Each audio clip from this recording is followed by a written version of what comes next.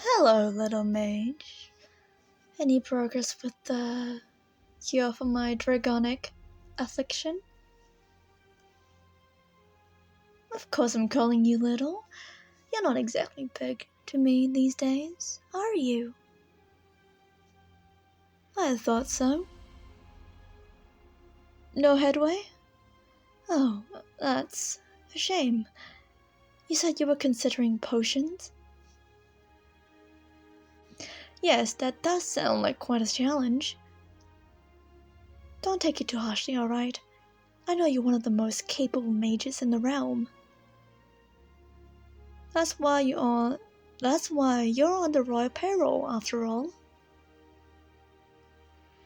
You understand so many strange magics whose workings go right over my head. That's quite a height nowadays. Oh well, I know you're doing as much as can be done to help me, and I'm ever so grateful. But if there's nothing to be done in the meantime, shouldn't we take my daily measurements?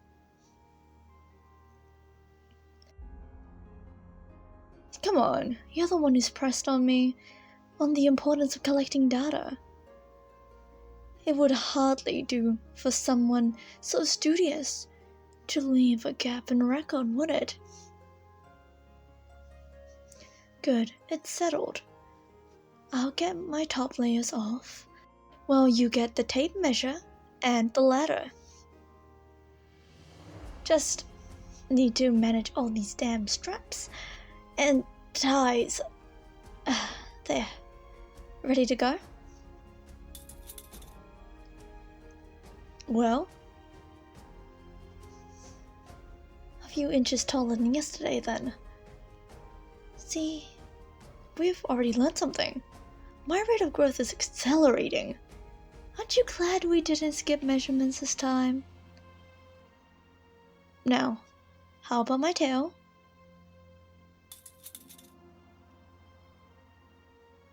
Longer yet again. Little mage, you still have a couple more numbers to jot down. You don't need to hesitate so much. It's your job after all, even if it's quite intimate.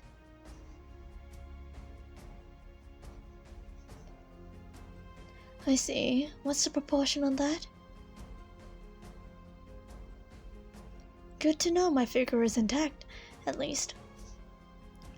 Now, that's over with. There is something I wish to speak with you about. I'll just come out with it. I don't want you to cure me. I know my condition perfectly well, thank you.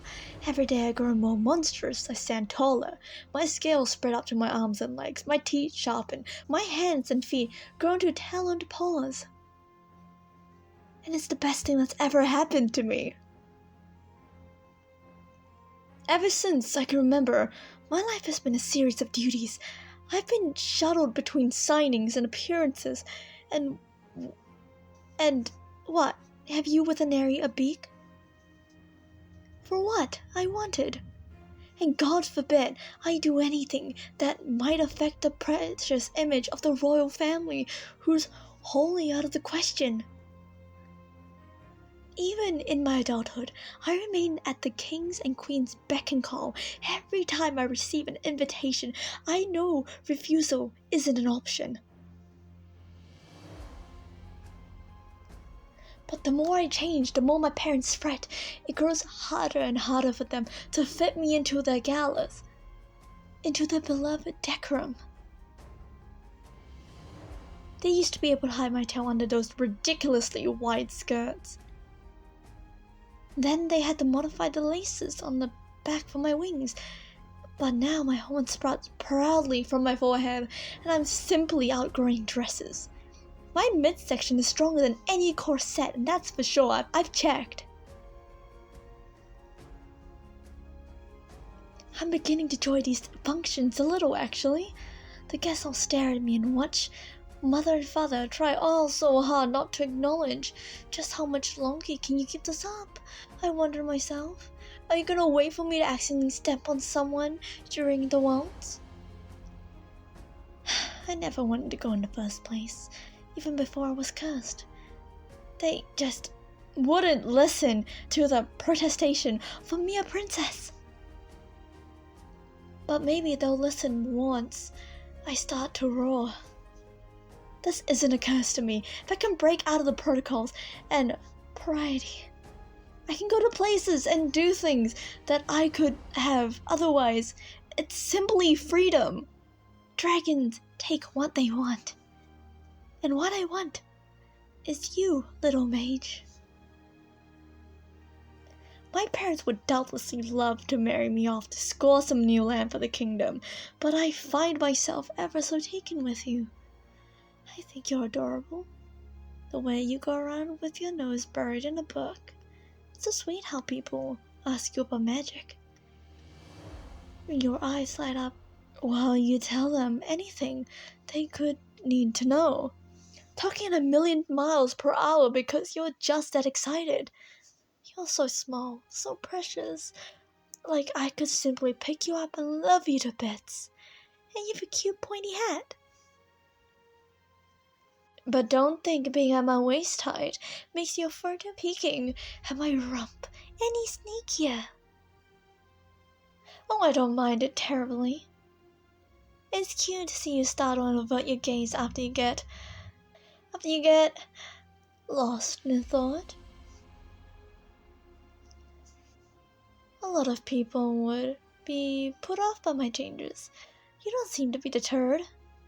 It's rather affirming to know that even if I grow a few feet and a few scales, a cute little magician can still be taken with me. Besides, it's not like I haven't made a pass or two at you. Really? Even with the ways that I can get really close to you, press my chest up to you while you showed me something over your shoulder? You had no idea? I really thought I was being so obvious. Anyways, in case I still haven't made it clear, I am absolutely smitten with you. I want you to whisk you away in my arms, so somewhere I can adore you, provide you with all the books and trinkets you could ever need. I want to see that precious sparkle in your eyes over and over again. Would you be mine? Wonderful! I promise you will never need to be lonely or needy with me around. Now, there's one last thing I need to ask of you.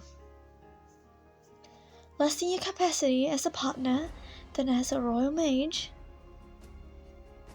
If you can't reverse my changes, and I don't wish to reverse them, do you think you could perhaps speed them on their course? Oh yes, I'm not growing nearly fast enough for my liking. I want to be bigger than this. And if you help me, I could be spared the galas a good deal sooner. If you're worried about my mother and father, they don't need to know. I could tell them you gave me medicine to try, or that I could tell them you haven't given me anything at all. I can still sing your praises to them, of course. Oh, for what wonderful, hard-working, intelligent, caring physician you've been to me. How you stayed faithful by my side, even though my body was twisted to even more unrecognizable shapes by this so tragic curse. And besides, you happen to like girls with a little more stature to them. I think it would please me to know what I appeal to you.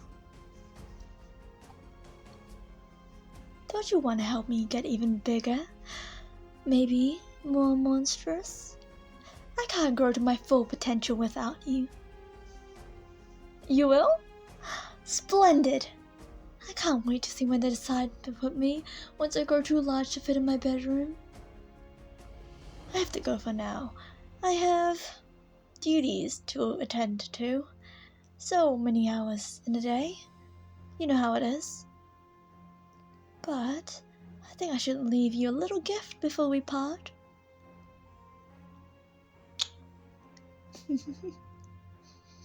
Such an adorable little mage. Don't work yourself too hard, alright? I'll see you again tomorrow to check on your progress and have you measure mine.